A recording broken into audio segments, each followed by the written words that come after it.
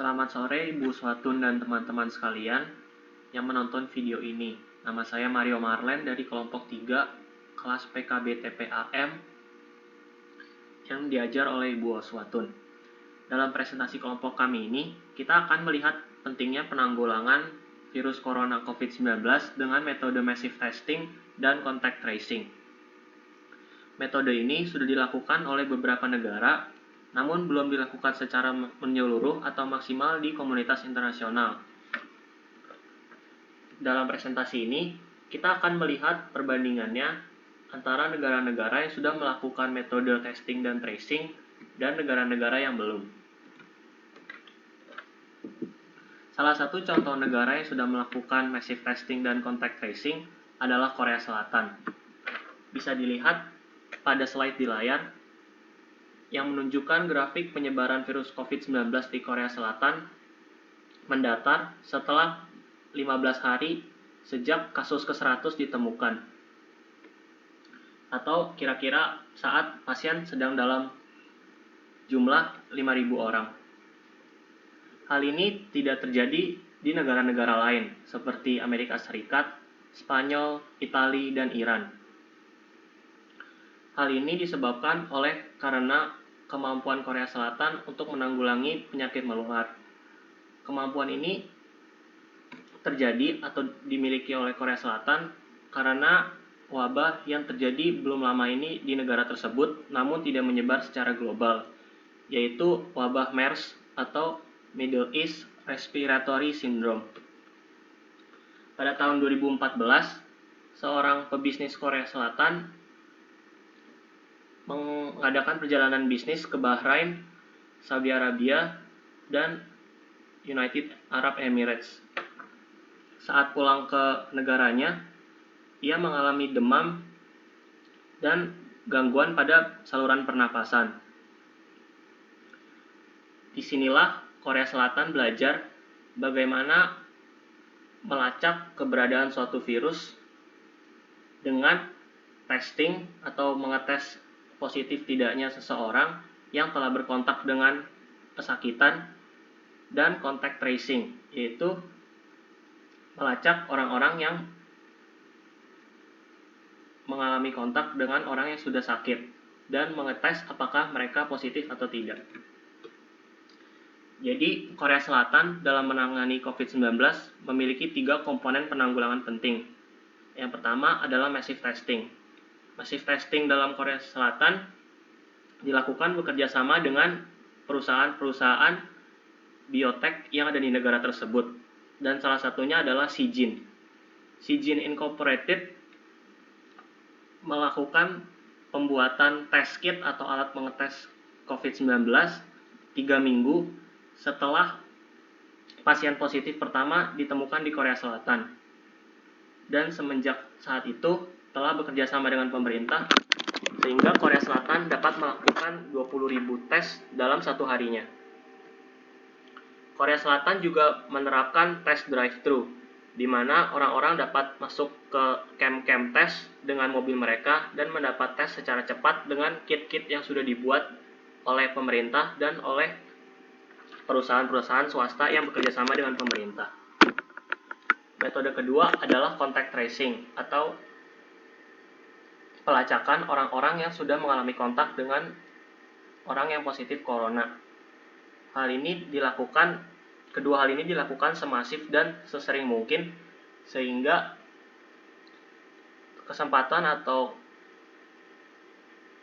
chance terjadinya kelolosan orang yang positif itu kecil. Yang ketiga yang juga istimewa di Korea Selatan adalah CoronaMap.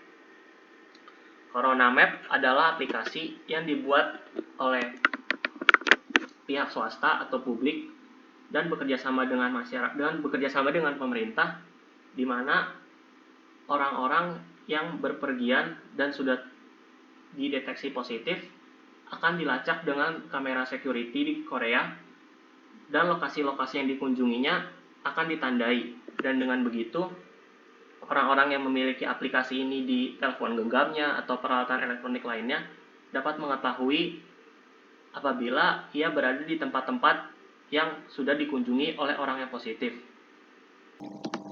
Baiklah, selanjutnya saya akan Salifah dari kelompok 3 PKBTPAM akan menjelaskan mengenai upaya pencegahan terhadap penyebaran wabah COVID-19 di Indonesia berdasarkan rekomendasi dari ilmuwan diaspora Indonesia di berbagai negara. Di sini saya akan menjabarkan tindakan yang dilakukan oleh Korea Selatan yang dapat menjadi contoh dalam menanggulangi COVID-19 di Indonesia.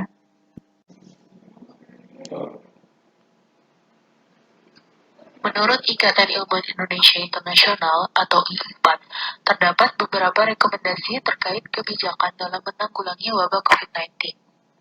Di mana kebijakan-kebijakan ini adalah berdasarkan tindakan yang dilakukan oleh negara-negara yang berhasil mencegah COVID-19 semakin menyebar di negaranya, seperti contohnya tadi Korea Selatan.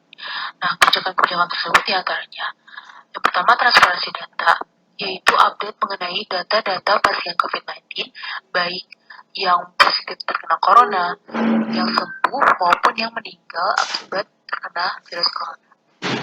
Kemudian kebijakan, instruksi, serta sosialisasi COVID-19 ke penduduk, tidak hanya penduduk lokal tetapi juga warga negara asing. Dan yang terakhir, aktivitas pencegahan dan aksi sosial yang diinisiasi oleh masyarakat, seperti dukungan pihak swasta dan kesadaran masyarakat untuk menggunakan masker ketika keluar rumah. Jadi, poin pertama yang akan saya bahas adalah mengenai transparansi data. Pemerintah Korea Selatan secara berkala memperbarui informasi setiap hari melalui KCDC atau yang disebut dengan Korean Centers for Disease Control and Prevention Center. Pada saat outbreak memuncak, itu tepatnya pada tanggal 22 Februari sampai 7 Maret 2020, pembaruan berita dilakukan setiap 2 kali sehari sehingga masyarakat mendapatkan informasi yang terbaru mengenai persebaran pasien yang terdapat COVID-19. Selain itu, pemerintah juga mempublikasikan lokasi yang pernah dikunjungi pasien sehingga masyarakat dapat menghindari lokasi sementara pemerintah dapat mensterilkan wilayah tersebut. Dengan tindakan ini, penyebaran dapat dicegah secara cepat dan masyarakat mendapatkan informasi yang pasti mengenai wilayah yang harus mereka hindari. Nah, dilanjutkan dengan poin kedua yaitu mengenai kebijakan dan instruksi kepada penduduk baik warga negara Korea maupun warga negara asing. Yang pertama, pemerintah konsisten melakukan Standard Operation Procedure atau SOP pencegahan berdasarkan pengalaman Severe Acute Respiratory Syndrome atau SARS dan juga Middle East Respiratory Syndrome atau MERS. Yang pertama, transparansi informasi publik yang dilakukan secara masif. Yang kedua, jumlah tes yang besar. 3. Karantina untuk yang terinfeksi. 4. Penanganan bagi pasien ataupun yang memiliki gejala. Dan yang terakhir, disinfeksi lingkungan yang terkontaminasi virus. Nah, yang kedua, kemudahan dalam tes yang diberikan oleh pemerintah. Nah, pemerintah memberikan kemudahan dalam pengetesan. Hal ini dapat dilihat dari tersedianya 96 laboratorium milik pemerintah dan swasta yang dapat digunakan untuk pengujian. Selain itu, pemerintah juga menyediakan tes secara drive-thru. Hal ini tentu memudahkan masyarakat dalam mendeteksi virus secara cepat sehingga pasien yang terdampak dapat segera ditangani. Yang ketiga adalah kesiapan dan kedisiplinan pemerintah dalam mencegah penyebaran COVID-19, yang dapat kita lihat pada kebijakan pemerintah untuk menanggung biaya tes dengan asuransi nasional serta penyebaran informasi mengenai COVID-19 di berbagai tempat umum.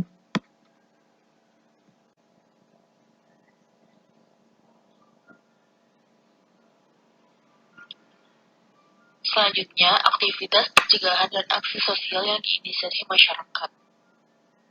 Nah, aktivitas-aktivitas ini diantaranya dukungan dari pihak swasta dalam menyediakan tes kit gratis untuk orang-orang yang menunjukkan gejala-gejala terkena virus corona, agar hal ini bisa diatasi dengan lebih cepat, sehingga penyebaran virus corona tidak semakin menyebar.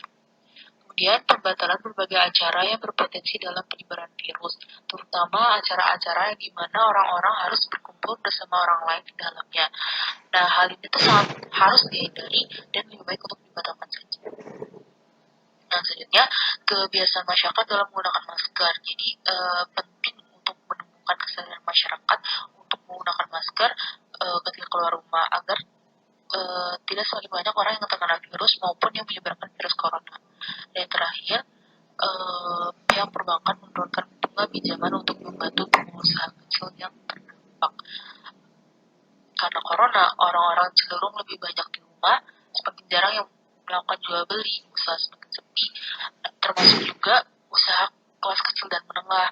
Oleh karena itu, ada baiknya pihak bank memberikan toleransi penurunan bunga pinjaman kepada para UKM di tengah pandemi COVID-19 yang menimbulkan resesi ekonomi.